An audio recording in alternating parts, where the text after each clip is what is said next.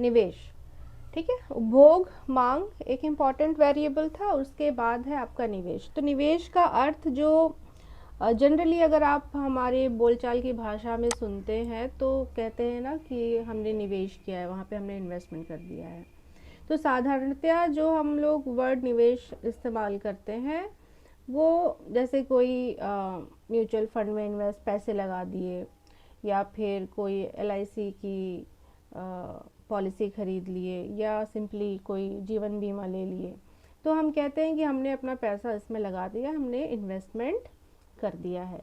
लेकिन इकोनॉमिक्स में जो निवेश होता है वो उसका संदर्भ सिर्फ ये मौद्रिक निवेश से नहीं होता है, बिकॉज मौद्रिक निवेश जो होते हैं, monetary investment, it is just a transfer of ownership, ठीक है, स्वामित्व का हस्तांतरण होता है इसमें, जबकि कुछ भी नया क्रिएट नहीं होता है। और जबकि इकोनॉमिक्स में जब हम इन्वेस्टमेंट की बात करते हैं उसका मतलब होता है कि क्रिएशन ऑफ सम एसेट, ठीक है, या फिर कोई मशीन है, जैसे अगर आप उसको आप ख़रीदते हैं तो आप कहते हैं कि आपने इन्वेस्टमेंट किया है। तो कुछ वर्ड्स यहाँ पे लिखे हुए हैं। निवेश का अर्थ साधारणतया जब कोई व्यक्ति कंपनियों के शेयर अथवा बॉन्ड खरीदता है तो उसे निवेश कहते हैं, परंतु यह केवल वित्तीय निवेश है क्योंकि इसके परिणाम स्वरूप देश की वास्तविक पूंजी में कोई वृद्धि नहीं होता है, ठीक है। It's just a transfer of ownership, सिर्फ स्वामित्व का हस्तांतरण होता है। इसको चाहे आप लिख लीजिए यहाँ पर।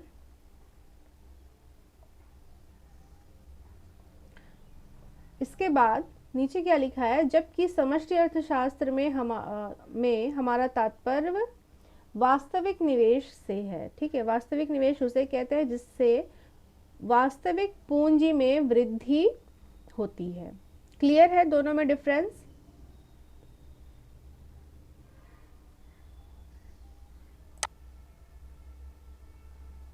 हेलो? Yes ma'am. ओके। तो वास्तविक पूंजी क्या होती है, जैसे कि यहाँ पे लिखा भी हुआ है नीचे, मशीन आपने ख़रीदा, आपने उसमें पैसे लगाए, फिर कोई टूल्स उपकरण आपने ख़रीदे, सड़क, जैसे अगर हम पब्लिक एक्सपेंडिचर की बात करें, सड़क बनाया आपने, बांध बनाया, इससे क्या होगा, इससे रोज़गार क्रिएट होगा, एम्प्लॉयमेंट जनरेशन होगा, ठीक है। जबकि FD करा लीजिए, LIC करा लीजिए, तो इससे कोई भी मतलब कि एम्प्लॉयमेंट जनरेशन में उतना कोई असर इसका नहीं पड़ेगा। लेकिन अगर पब्लिक पॉलिसी है, सड़क बनवाने में पैसे खर्च हो रहे हैं, तो कितने बड़े लेवल पर एम्प्लॉयमेंट क्रिएट होगा। मशीनें, मान लीजिए कोई फर्म्स हैं मशीनों पर खर्च करती हैं, तो उससे भी वो प्रोडक्शन प्रोसेस कंडक्ट करेंगे और वहाँ पर बहुत सारे लोगों को रोज़गार मिलेगा, ठीक है। फिर कुछ यहाँ पर नीचे टर्म्स दिए हुए हैं। सकल निवेश क्या होता है, प्रति इकाई समय पर सामान्यतः 1 वर्ष पर पूंजीगत वस्तुओं पर कुल व्यय ही सकल निवेश है। मान लीजिए कोई फर्म है, या मैक्रो लेवल की बात करें तो 1 वर्ष में पूंजीगत वस्तुओं पर किए गए सारे व्यय को, समस्त व्यय को या कुल व्यय को ही हम सकल निवेश कहते हैं। एग्रीगेट टर्म है ये, मैक्रो इकोनॉमिक्स का टर्म है, ठीक है। नीचे इंग्लिश में भी लिखा हुआ है, gross investment is the total expenditure on capital goods per unit time, generally 1 year. तो 1 साल का समय हम हर चीज़ में लेते हैं, चाहे GDP को मेजर करना हो, NNP को मेजर करना हो, इन्फ्लेशन को मेजर करना हो, तो वी टेक 1 ईयर, ठीक है। तो 1 साल में जितना भी निवेश हो रहा है, जितना भी धन लग रहा है इन प्रोडक्टिव इक्विपमेंट्स को खरीदने के लिए, दीज आर कॉल्ड सकल निवेश। और नेट का कॉन्सेप्ट आप जानते हैं, नेट इन्वेस्टमेंट क्या होगा, जब आप इसमें से डेप्रिसिएशन को घटा देंगे तो ये नेट इन्वेस्टमेंट कहलाता है। जब सकल निवेश में से मूल्यह्रास को घटा दिया जाता है तो निवल निवेश प्राप्त होता है। नोट कर लीजिए, फिर बताइए मुझे। इसके बाद देखिए, यस मैम हो गया। हाँ, इसके बाद देखिए निवेश के दो प्रकार होते हैं इस आधार पर कि वह आय से प्रभावित हो रहे हैं या नहीं हो रहे हैं। आय के स्तर मतलब कि एग्रीगेट इनकम लेवल से अफेक्टेड हो रहे हैं कि नहीं हो रहे हैं। ठीक है, तो इन्वेस्टमेंट जो है आपने लिखा था कि y is equal to C+I, और एक्चुअल में मान लीजिए अगर आप अपनी इंडिविजुअल की बात करते हैं तो आप समझ सकते होंगे कि मान लीजिए आपको इंडिविजुअल लेवल पर पॉलिसी या बॉन्ड खरीदनी है, उसी को आप इन्वेस्टमेंट कहते हैं। तो जब आप इन्वेस्टमेंट करने जाते हैं तो आपको आपके उस डिसीजन को कौन सी चीज़ें अफेक्ट करती हैं। सबसे पहला है तो आपका इनकम लेवल। ठीक है, आप कितना इन्वेस्टमेंट करते हैं ये डिपेंड करता है कि आपका इनकम लेवल कितना है। ठीक है, और दूसरा ये इस पे डिपेंड करता है कि जो पॉलिसी आप लेने जा रहे हैं या जिसमें आप निवेश करने जा रहे हैं वो कितना आपको लाभ दे रहा है। ठीक है, जो लाभ होता है वो बेसिकली ब्याज दर से या रेट ऑफ इंटरेस्ट से संबंधित होता है। ठीक है, उस पर डिपेंड करता है। तो दो चीज़ें होती हैं किसी इन्वेस्टमेंट डिसीजन को अफेक्ट करने में। ठीक है, बेसिकली जो जनरल बात करते हैं कीन्स का इन्वेस्टमेंट का थ्योरी है, उसकी बात वो आपके सिलेबस में है भी नहीं। ठीक है, तो यहाँ पर इनकम है और इंटरेस्ट रेट है जो आपके इन्वेस्टमेंट डिसीजन को प्रभावित करता है। ठीक है, वैसे ही उसी तरह से नेशनल लेवल पे अगर हम बात करें तो एग्रीगेट इन्वेस्टमेंट जो है वो लेवल ऑफ एग्रीगेट इनकम और इंटरेस्ट रेट पर डिपेंड करता है। तो यदि हम इंटरेस्ट रेट को कांस्टेंट मान लें, ठीक है, यहाँ पर देखिए बार का साइन लगा हुआ है, दैट मीन्स कि आपने इंटरेस्ट रेट को कांस्टेंट यहाँ पर मान लिया है एंड द ओनली थिंग और the only variable which is affecting your investment decision और the level of investment is income level. ठीक है, निवेश जो है राष्ट्रीय आय का फलन है। तो इन्वेस्टमेंट के दो प्रकार हैं, स्वतंत्र निवेश और प्रेरित निवेश। तो स्वतंत्र निवेश की जब हम बात कर रहे हैं, स्वतंत्र निवेश से अभिप्राय उस निवेश से है जो आय में वृद्धि के साथ घटता बढ़ता नहीं है। ठीक है, नाम से ही स्पष्ट हो रहा है कि स्वतंत्र है ये, आय में होने वाली वृद्धि या कमी से इसका कोई भी मतलब नहीं है। ठीक है, अभी तो हमने कहा कि i is a function of y, लेकिन ये फिर क्या बात हो रही है, why I am telling that there is a certain level of or certain kind of investment which is irrespective of the level of national income। ऐसा निवेश क्यों है जो कि आय के स्तर से प्रभावित नहीं होगा? इसलिए नहीं होगा बिकॉज अर्थव्यवस्था में क्या है कि सरकार का अच्छा खासा प्रभाव है आज की तारीख में। ठीक है, और जो हमारी सरकारें हैं वो क्या है, वेलफेयर गवर्नमेंट्स है, वेलफेयर इकोनॉमिक्स को फॉलो करती हैं। ठीक है, और चाहती है कि समाज का कल्याण हो, समाज कैसा हो, प्रोग्रेसिव हो, आगे बढ़े, सब कुछ हो।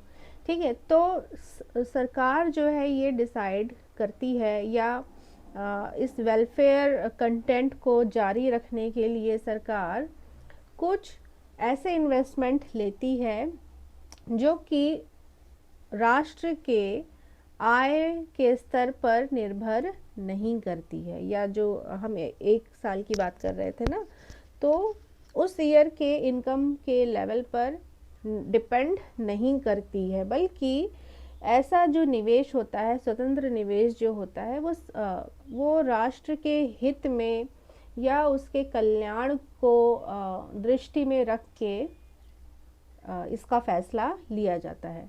ठीक है, सरकार के द्वारा स्वायत्त निवेश किया जाता है। यह विकास, कल्याणकारी राष्ट्र, रोजगार सृजन आदि के लिए ये इस तरह का इन्वेस्टमेंट किया जाता है। ठीक है, और हो सकता है कि इस तरह का जो निवेश है उसके लिए सरकार बोरोइंग करे, चाहे आरबीआई से में भी करे या फिर एक्सटर्नल बोरोइंग करे। ठीक है, दैट मीन्स कि या फिर अपने जो इसके पास संसाधन होते हैं सरकार के पास, टैक्स कलेक्शन के थ्रू, है ना, रेवेन्यू जनरेट होता है, उससे हो सकता है कि ये निवेश का फैसला ले। ठीक है, क्लियर है यहाँ तक? तो यहाँ पर एक फिगर दिखाई दे रहा है जिसमें जो क्षैतिज रेखा है ये एक्स एक्सिस को या एक्स अक्ष को प्रदर्शित कर रही है, और जो लंबी लाइन है यह वाई एक्सिस है।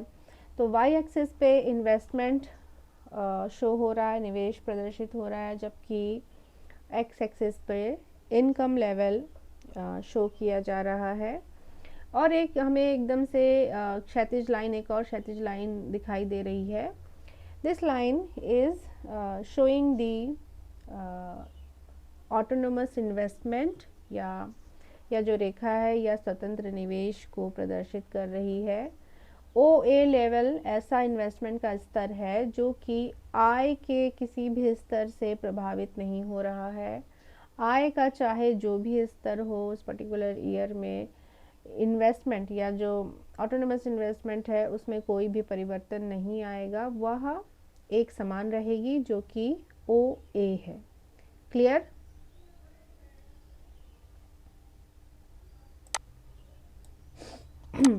इसके बाद नीचे हेडिंग डालिएगा, हाँ, प्रेरित निवेश, प्रेरित निवेश या इंड्यूस्ड इन्वेस्टमेंट। मैम इसमें जो इन्वेस्टमेंट है इसको हाँ जी मैम, इसमें जो इन्वेस्टमेंट है इसको इन्वेस्टमेंट जो फर्स्ट वाले फिगर में, हाँ इन्वेस्टमेंट को कांस्टेंट मान लिया गया है। हाँ, ये कांस्टेंट है, स्थिर और रहेगी। फिर उसके बाद इनकम में मतलब बढ़ोतरी या घट। Okay ma'am. हाँ, इनकम में बढ़ने या घटने से इस पर कोई असर नहीं पड़ेगा। ठीक है, दूसरा है प्रेरित निवेश या इंड्यूस्ड इन्वेस्टमेंट जिसे कहते हैं। तो सीधा सीधा है, आप समझ सकते हैं कि यह राष्ट्रीय आय में वृद्धि के साथ बढ़ता है। ठीक है, राष्ट्रीय आय में परिवर्तन यदि होगा तो इसमें भी परिवर्तन होगा। इंड्यूस्ड इन्वेस्टमेंट या प्रेरित निवेश, क्योंकि देखिए प्रेरित नाम भी दे दिया है प्रेरित, क्योंकि ये आय के स्तर से इसको प्रेरणा मिलती है, ये प्रेरित होता है, मोटिवेटेड होता है बढ़ने या घटने के लिए। तो और संबंध कैसा है इसका? आय के साथ इसका संबंध तो है, हमने कह दिया, लेकिन कैसा संबंध है? धनात्मक संबंध है। यह राष्ट्रीय आय में वृद्धि के साथ बढ़ता है। ऐसा नहीं होगा कि राष्ट्रीय आय में वृद्धि हो रही है तो इन्वेस्टमेंट घटने लगेगा। दोनों के बीच में धनात्मक संबंध है।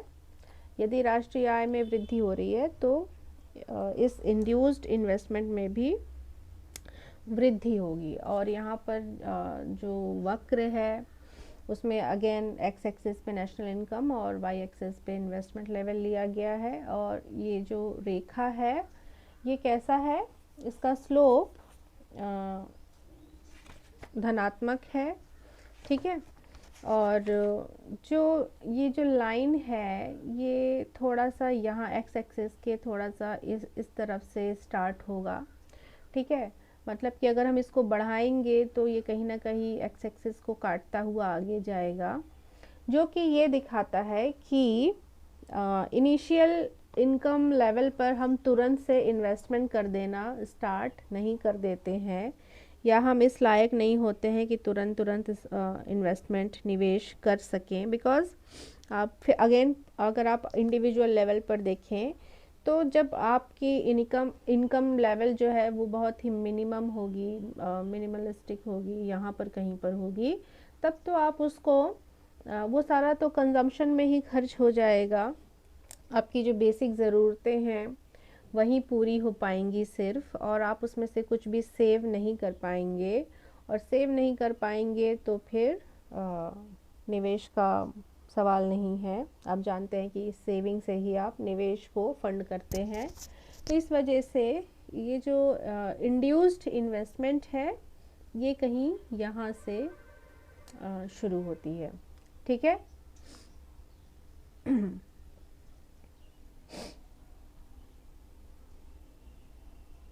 ये जी फिगर मैम। बना लीजिए।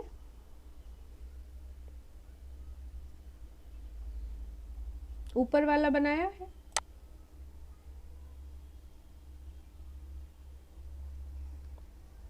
यस मैम, ऊपर वाला बना लिया। ठीक है, इसको बना लीजिए फटाक से।